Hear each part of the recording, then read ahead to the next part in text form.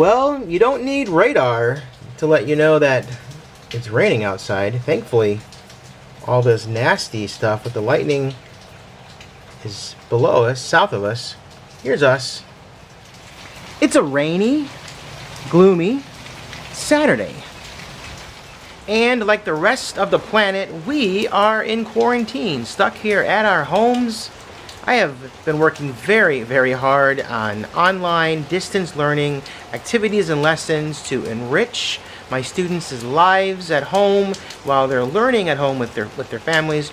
And I've got a lot of work done already for next week, so I thought I would commit today, Saturday, to projects here in the garage and share some things with you. I know it's been a while since I posted a video here, but we've been working so hard with our families at home and making sure that our kids get what they need and are learning what they need while they are also at home.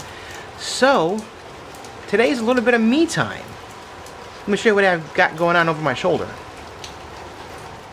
But before that, yes, I put myself on a workout routine, exercising, lifting these weights. I honestly can't use the excuse, I don't have any time. And this is fun. These two pumpkins right here, we bought these back in October of last year. We bought a few extra pumpkins just for the fun of it, but never got around to doing anything with them. So, they're sitting here enjoying this rain. Somebody else is enjoying some rain as well. Let's walk over here. This is my avocado tree. I sprouted this from one avocado seed last year in my classroom. We were studying seeds and plant life cycles. And this tree is enjoying some fresh water. But let's head inside. If you are a fan of The Walking Dead, the book series, or the television show, then you're probably pretty well aware of who the Whisperers are. But if you don't know who the Whisperers are, and you don't want any spoilers, then you might want to stop the video here. But if you do know who the Whisperers are, and you want to see what I'm doing with the Whisperers, well, here we go.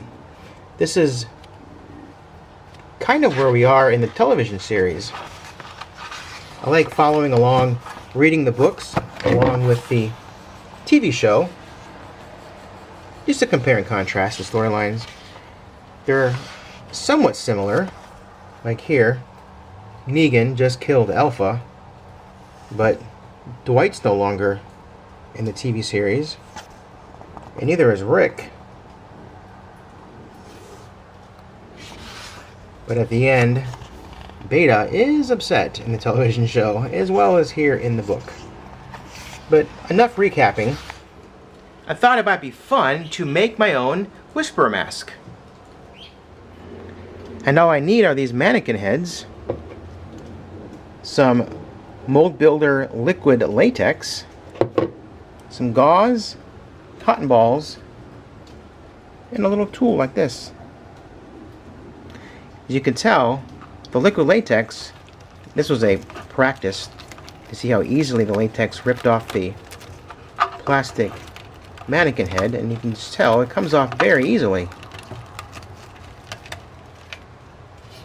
So that is not a problem for us. In fact, I'll show you my very first attempt. Now keep in mind that it's not primed and painted yet, but it came out alright. It looks more like an old age mask than a walker mask, so I may or may not paint this one and prime it. But the one I have going on over here is a lot better. It's a lot more of what I was looking for. Let me show you how I made this. I like how the technique I'm going to show you allows for these wonderful little pockets where it looks like flesh has been ripped or decayed. So when we paint this, all these details will show up in the final mask. But here, let me set you down and show you. We'll work over here, I think. Show you how I did this. I've got the lid off of my latex. I have a clean brush. The cotton balls and the gauze can be opened up and stretched out.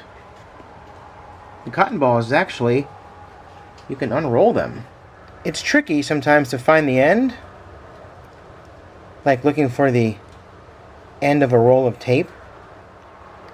Then I don't plan on using this entire length at once. Snip it the best you can. So first thing I'm going to do is lay a very thin layer of liquid latex right here on the mannequin's head. When I began, I took the gauze and made a full layer of gauze first over the entire area I was working on, and then let it dry overnight. It's not a process you want to rush.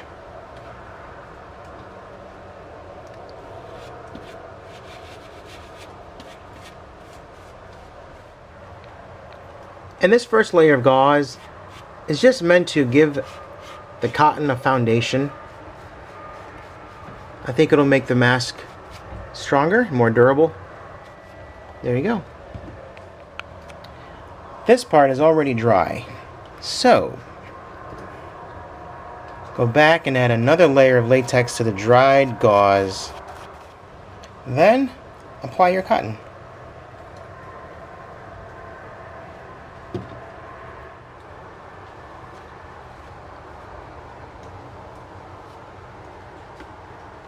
You can already see how the cotton is kind of looking like flesh. Now here's the fun part. Take your tool, and I'm going to come over here maybe, and just kind of start pushing it around, filling in the gaps. Maybe right here I'll pick up a little bit of that cotton and move it down. Like here's a big piece right here. See this? There you go, right here. We'll just pull that out. Maybe I'll bring it down here. So now when this all dries, even that little teeny tiny pocket right there will be detail. So I've got my wide end of my tool. I'm just picking up cotton and moving it around. It's not an exact science. Every mask will look different. See, I like that right there. This part in the center of the forehead is just gauze. See it? I missed that. Because it's hard to see where you're working sometimes when it's all white. So that's why it helps. Just take your time and come back to it. Like the bridge of the nose. And all this is without cotton. I think I'll spread this out a little bit.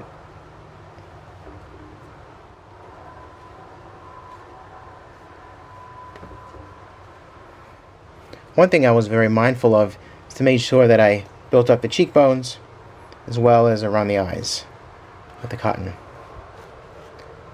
And I don't believe that I'm going to use my tool. I think I'm going to leave that just like it is. I like how that looks. The eye holes will be cut out, obviously. And so will the mouth.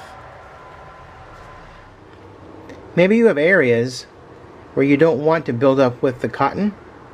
Watch this. Dip the brush in the latex and do some stippling like this. By doing that, you're applying a layer of latex, but also leaving all that raised area details. Like maybe back here. You can see where the gauze is, but there's no cotton. So I just put a nice dollop of latex in there. There you go. Pretty cool, eh?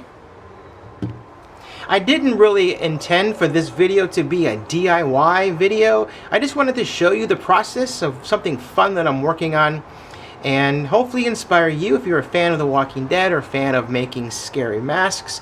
Maybe you'll try this process for yourself.